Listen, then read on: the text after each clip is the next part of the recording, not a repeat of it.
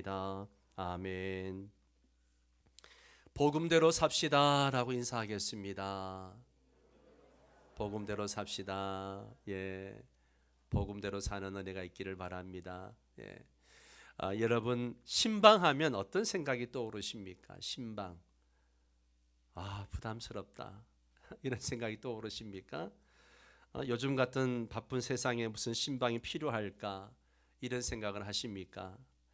여러분, 놀랍게도요, 신방은 성경이 이야기하고 있다는 사실이에요. 성경에 창세기부터 신방이 수많은 신방들이 기록되어져 있습니다. 하나님이 아브라함을 찾아오시고 주의 사자를 보내서 룻을 찾아오시고 막 신방하는 사건들이 굉장히 많이 요한계시록까지 계속 이어지는 것을 보게 됩니다. 성경에 문안이라는 말이 참 많이 나오죠. 특히 바울 서신서에 거의 집중되다시피 서로 문안하라, 서로 문안하라, 이런 이야기가 67번이나 나옵니다. 여기에 서로 문안하라는 말씀이 바로 서로 신방을 하라는 말씀이에요. 신방의 단어적 의미는 찾아가서 만나 본다라고 하는 뜻을 가지고 있습니다. 한자어로는 찾을 심자에 찾을 방자를 씁니다. 오늘은 예수님의 신방사역이란 제목으로 말씀을 좀 나누려고 하는데요. 여러분, 신방은 목회자의 전유물이 아닙니다. 우린 서로 어려운 성도들을 찾아가고 아픈 성도들, 상처받은 성도들, 시험 든 성도들, 또 신앙이 어린 성도들을 찾아가서 돌보고 살피는 신방을 할 수 있어야 됩니다. 그게 교회고 그게 아름다운 공동체입니다. 여러분, 구역의 기능이 무엇입니까? 구역의 가장 중요한 역할은 단순한 어떤 모임이 아니죠. 구역 모임이 아니고요. 구역은 저는 가정을 경험하는 곳이 되어야 된다라고 생각합니다. 내가 사랑받고 있다. 내가 정말 소중한 존재구나. 이걸 느끼게 하는 곳이 바로 구역입니다. 그러므로 이러한 구역의 기능을 경험하게 하는 것이 바로 신방이라고 하는 것이죠. 우리는 서로 신방할 수 있어야 됩니다. 그래서 서로 돌보고 섬기고 그리고 격려해주고 하는 것이 돼야 됩니다. 이게 교회이고 이게 구역이죠. 예. 이번 주부터 대신방이 시작되어집니다. 코로나로 사회적 거리두기를 하면서 우리는 알게 모르게 하나님과의 거리두기, 또 교회와의 거리두기, 목회자와 성도들과의 거리두기가 자연스럽게 일어나고 말았습니다. 이 거리두기의 결과로 많은 성도들의 신앙이 저하되어지고, 그리고 코로나로 인해서 고통을 받고 영적 돌봄을 필요로 하는 사람들이 더 많아졌다는 사실입니다. 그래서 이번 주부터 코로나 상황이지만 방역에 최선을 다하면서 대신방을 하려고 합니다. 물론 이번 대신방은 담임 목사인 제가 여러분의 가정을 찾아가는 것입니다. 그러나 앞으로 여러분들도 서로 신방을 해야 되고 또 이번에 신방을 받으셔야 하기 때문에 오늘은 신방에 관해서 성경적 의미들을 함께 생각해 보려고 합니다. 자, 오늘 본문 1절 말씀을 다 같이 읽도록 하겠습니다. 그 후에 예수께서 디베라 호수에서 또 제자들에게 자기를 나타내셨으니 나타내신 일은 이러하니라. 1절에 우리가 주목해야 할 중요한 두 단어가 있습니다. 그 후에 라고 하는 단어와 또 라고 하는 단어입니다. 그 후에 또, 그 후라고 하는 것은 그 이전도 있겠죠. 오늘 본문이 요한복음 21장뿐만 아니라 앞장 20장에서도 부활하신 예수님이 제자들을 찾아오셔서 만나 주셨다는 겁니다. 그런데 그 후에 또 21장에 와서도 예수님은 제자들을 찾아와 주시고 만나 주셨습니다. 제자들을 친히 신방하신 거예요. 14절에 보면 이것은 예수께서 죽은 자 가운데서 살아나신 후에 세 번째로 제자들에게 나타나신 것이라 그렇게 말하고 있습니다. 이처럼 신방을 통해서 제자들을 회복시키는 장면이 오늘 본문입니다. 여러분, 신방이 뭡니까? 신방은 교회가 성도들을 관리하는 차원에서 시작한 게 신방이 아니에요. 신방은 하나님이 우리 인간들을 찾아오시는 사건이 바로 신방입니다. 신방은 하나님의 고귀한 사역이고 신방은 예수님의 거룩한 사역이었습니다. 그런데 이렇게 고귀한 사역을 하나님이 친히 아브라함을 찾아오시고 다윗을 찾아오시고 룻을 찾아오시고 그렇게 하시기도 하시고 때론 천사들을 보내어가지고 사람들을 찾아오게 하시고 만나게 하시고, 하지만 보통은 하나님이 세운 일꾼들을 보내어서 또 신방하도록 이 거룩한 사역을 위임해 주셨습니다. 이것을 보통 교회의 신방사역이라고 그렇게 이야기합니다. 자, 그러면 예수님은 언제 누구를 신방했습니까? 첫 번째는 마리아가 울고 있을 때 찾아오셨습니다. 마리아가 울고 있을 때 부활하신 예수님은 제일 먼저 무덤가에 울고 있는 마리아를 신방하셨습니다. 마리아는 사실 예수님의 부활을 믿지 못했습니다. 그래서 안식이 끝나는 새벽에 예수님의 그 시신에 향유라도 발라드려야 되겠다, 그런 마음을 가지고 이른 새벽에 향유를 준비하고 예수님 무덤을 찾아온 겁니다. 그런데 무덤가에 왔더니만 누군가가 내가 사랑하는 예수님의 시신을 훔쳐가 버린 거예요. 그래서 그녀는 무덤가에서 절망하면서 목 놓아 웁니다. 바로 그때 예수님께서 마리아를 찾아오시죠. 그러자 그 절망의 아침, 탄식의 아침이 예수님의 신방으로 일순간에 환희의 아침으로 바뀌게 된 것입니다. 이처럼 예수님의 신방 사역은요, 슬픔의 눈물을 기쁨으로 바꾸는 힘이 있습니다. 여러분, 오늘 예수님께서 울고 있는 마리아를 찾아와 주셨듯이 여러분이 울고 있을 때, 여러분의 절망 가운데 탄식하고 있을 때 우리 주님께서 여러분을 찾아와 주실 것입니다. 여러분의 기도 가운데 찾아와 주십니다. 말씀을 통해서 찾아와 주십니다. 예수님을 대신하여 세운 사역자들을 통해서 여러분을 찾아와 주실 것입니다. 그렇기 때문에 기대하십시오. 예수님이 찾아와 주실 것을 믿으시기 바랍니다. 예수님이 절망한 제 아들 찾아가셨듯이 우리도 절망 가운데 있는 성도들을 신방해야 합니다. 두 번째로 제자들이 두려움 가운데 있을 때에 주님이 찾아오셨습니다. 두려움 가운데 있을 때 제자들이 예수님이 돌아가신 후에 두려움에 젖어서 다락방 문을 꼭꼭 걸어 잠가놓고 모여 있을 때 거기에 주님이 찾아오셨습니다. 거기에 신방을 오신 거죠. 스승인 예수님이 십자가에 달려 죽은 후 제자들은 자신들도 붙잡혀 죽임을 당하지 않을까 그렇게 두려움에 빠져 있었습니다.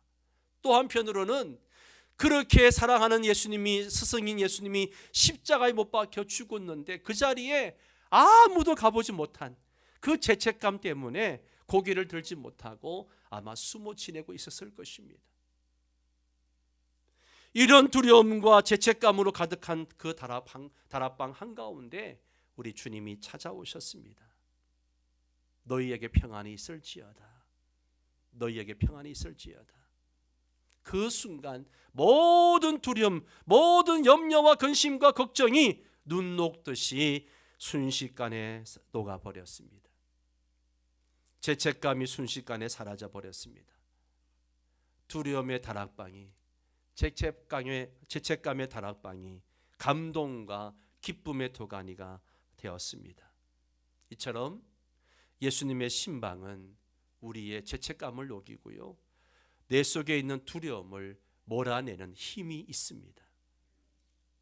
사랑하는 성도 여러분, 여러분의 세상을 살아갈 때에 왜 두려움이 없겠습니까? 여러 가지 두려움이 있을 수 있죠. 그리고 나를 도와줄 사람이 아무도 없다라고 하는 외로움도 있습니다. 미래에 대한 불확실한 미래에 대한 두려움과 공포 속에 살아갈 수도 있습니다. 여러분, 그럴 때 영안을 열고 바라보시기를 바랍니다.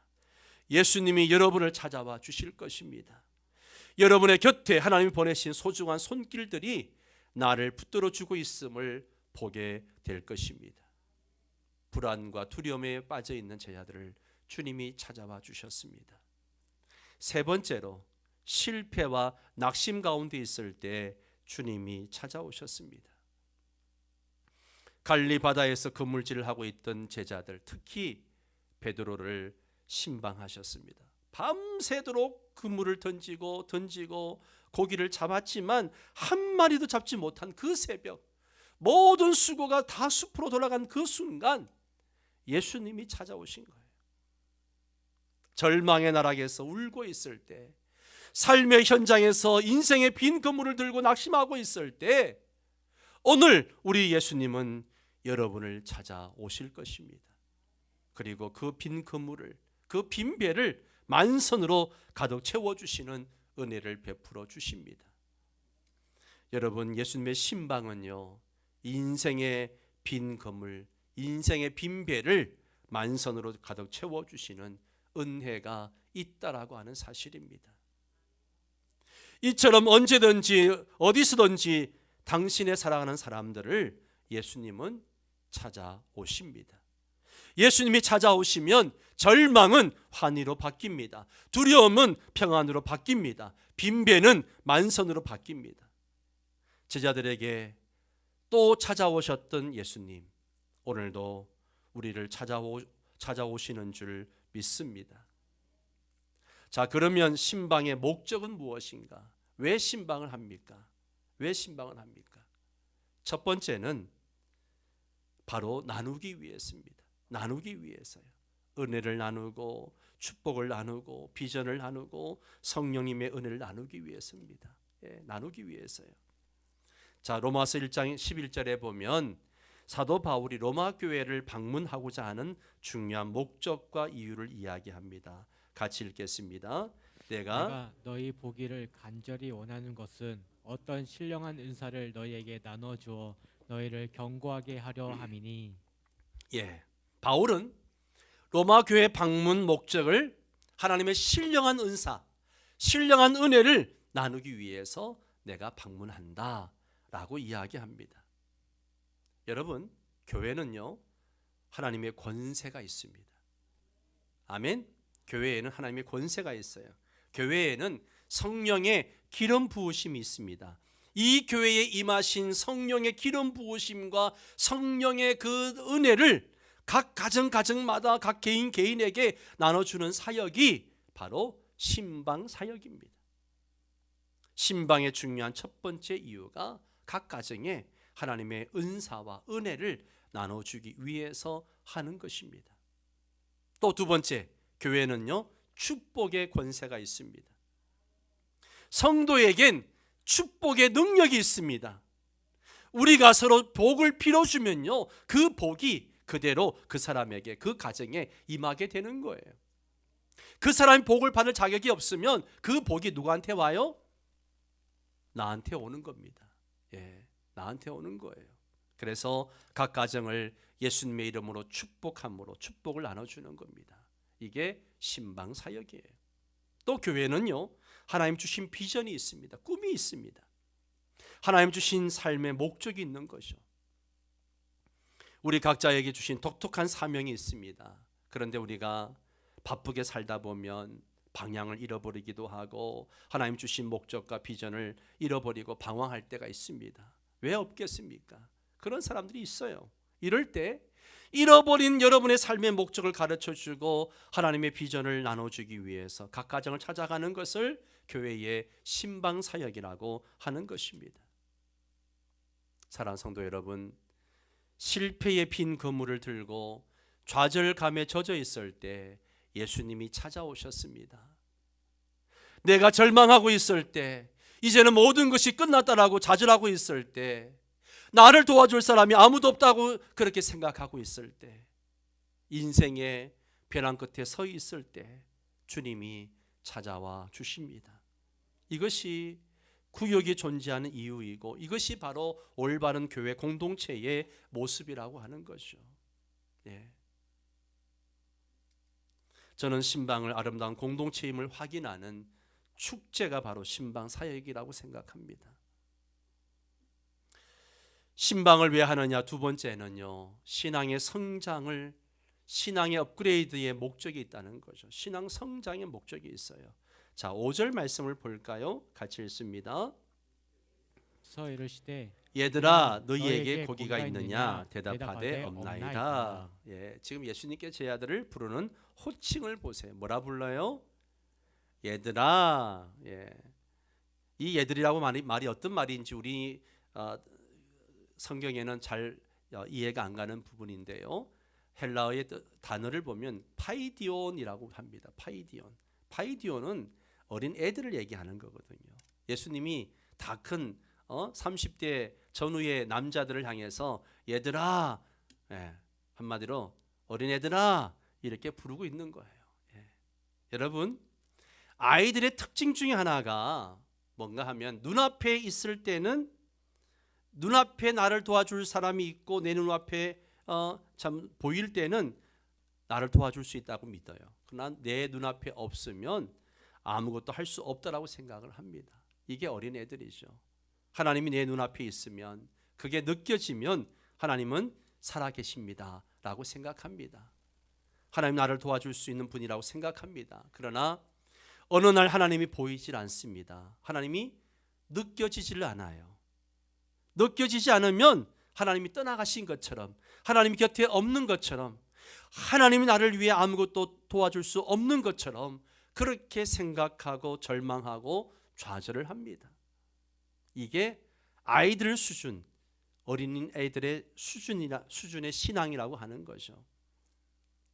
우리 예찬이가 어렸을 때 퇴근하고 집에 가면 이제 아빠 왔다고 막 안아달라고 막 그럽니다. 아이가 함께 놀다가 이제 두 손으로 얼굴을 싹 가리면요, 애가 금방 울먹울먹해요.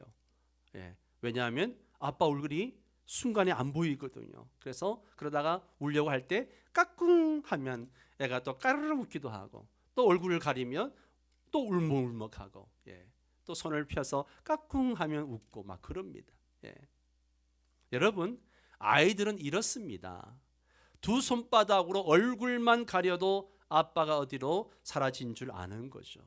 이게 애들이라고 하는 것입니다.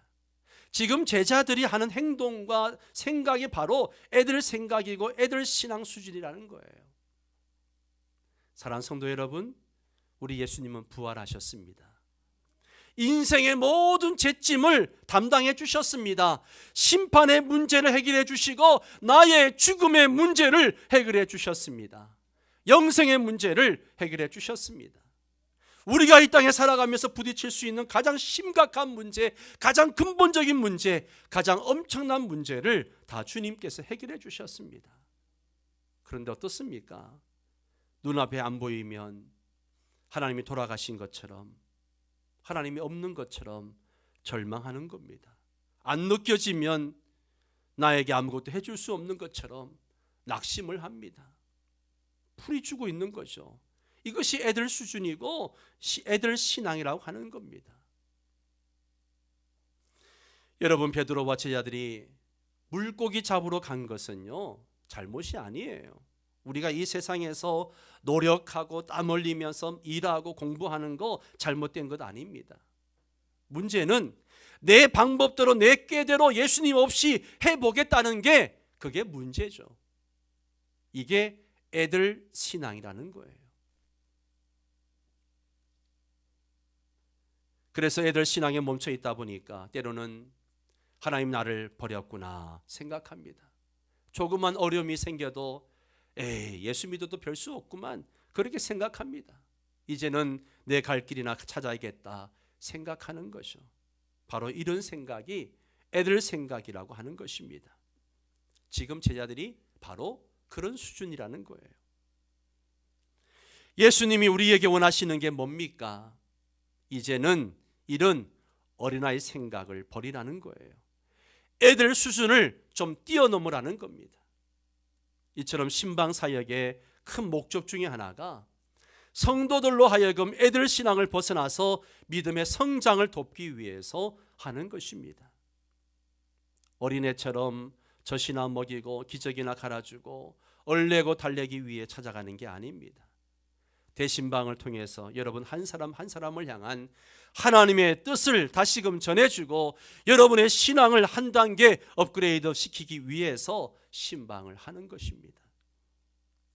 어떻게 하면 신앙의 성장을 가져올 수 있을지, 우리 가정이 하나님 주신 축복과 비전을 어떻게 하면 누릴 수 있는지, 예배 생활은 어떠한지, 예배의 성공자로 살아가고 있는지, 가정은 별 문제 없이 건강한지, 구역 생활은 행복한지, 하나님이 여러분의 주신 비전은 잘 붙들고 살아가는지, 잃어버린 영혼에 대한 아버지의 마음을 가지고 열정을 가지고 살아가고 있는지, 여러분의 영적 건강 상태를 점검하고 치료하기 위해서 여러분을 찾아가는 것입니다. 그러니까 신방은요, 영적 건강 검진이라고 생각해도 되는 것입니다. 자, 그러면 신방은 어떻게 받아야 되는가? 신방 받는 자세입니다. 따라서 합니다. 마르다가 되지 말고 마리아가 되십시오. 뭐가 되지 말라고요? 마르다가 되지 말고 마리아가 되십시오. 여러분, 마르다처럼 신방 대원들 섬기는 일에 마음을 뺏기지 마십시오.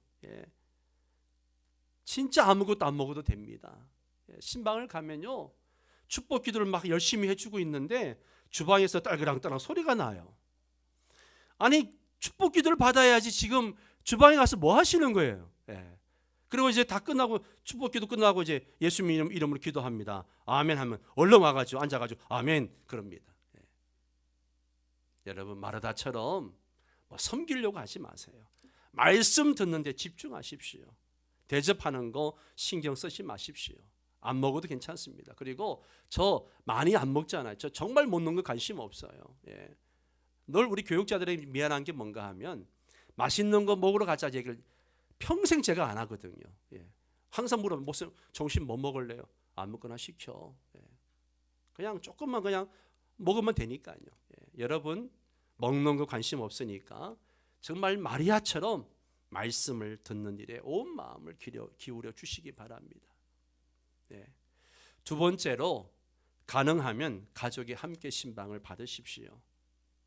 고넬료 가정에 베드로가 신방을 갔습니다. 그때 고넬료는 자기 자신만 기다린 게 아니라 자기 아내와 자녀들 온 가족이 한 자리 모여서 베드로의 신방을 받았습니다. 그뿐만 아니라요, 그 말씀을 우리 가족만 받을 수 없어가지고 가까운 친척들, 친구들까지 초청해가지고 한 집에서 기다리고 있었다는 것이죠.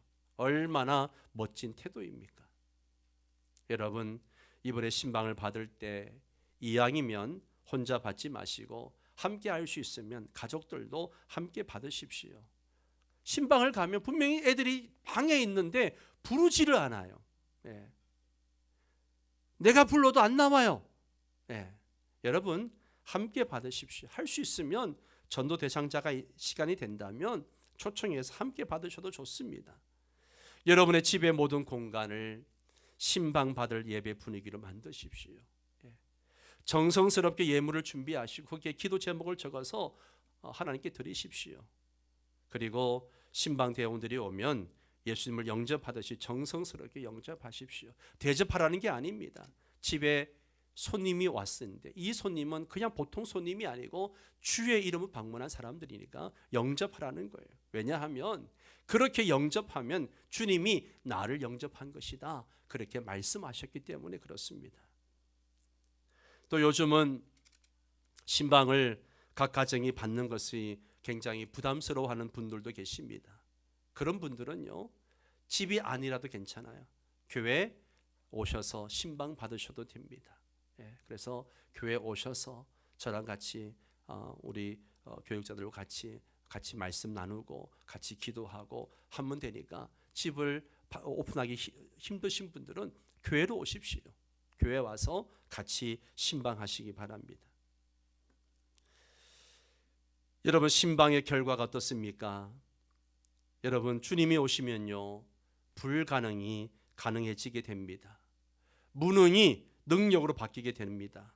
실패가 성공으로 바뀌게 되는 거예요. 아마 베드로가 평소에 고기 잡을 때는 아주 많이 잡아도 100마리 잡지 못했을 거예요. 그 당시 배가 크지 않았잖아요. 조그만한 배들이기 때문에 고기를 그렇게 많이 못 잡았을 겁니다. 그런데 오늘 예수님의 신방을 경험하고 나니까 몇 마리나 잡았어요? 153마리나 잡혔습니다. 어마어마하게 잡힌 거예요. 아마 어부 인생의 아마 신기록을 수립한 역사적인 날이 아니었을까 하는 생각을 해보게 됩니다. 잡히는 단위가 다른 날이었습니다. 여러분, 주님의 신방을 통해서 여러분의 가정에 정말 이전에 없었던 놀라운 하나님의 은혜가 임하기를 축원합니다. 사랑하는 성도 여러분, 무엇보다도 이번 대신방 기간을 통해서 신방하는 저도 행복하고 신방을 받는 여러분도 행복하고 또 하나님께서 축복해 주셔서 모든 기도가 응답되어지는 그런 복된 신방이 되기를 간절히 축원합니다. 기도하시면서 사모하면서 신방을 받으시고 또 준비할 수 있게 되기를 주의 이름으로 축원합니다. 기도하겠습니다. 하나님, 우리 다 함께 오늘 주신 말씀을 기억하며 정말 하나님 내 인생에 내 마음에 신방하여 주옵소서. 주님이 우리 가정에 신방해 주셔서 오늘 나의 문제, 나의 이 모든 문제들이 해결되게 하여 주옵소서. 특별히 이번 대신방에 하나님 앞에 올려드린 기도가 그 기도 제목들이 응답되어지는 은혜를 허락하여 주옵소서. 우리 함께 결단하며 통성으로 함께 기도하도록 하겠습니다.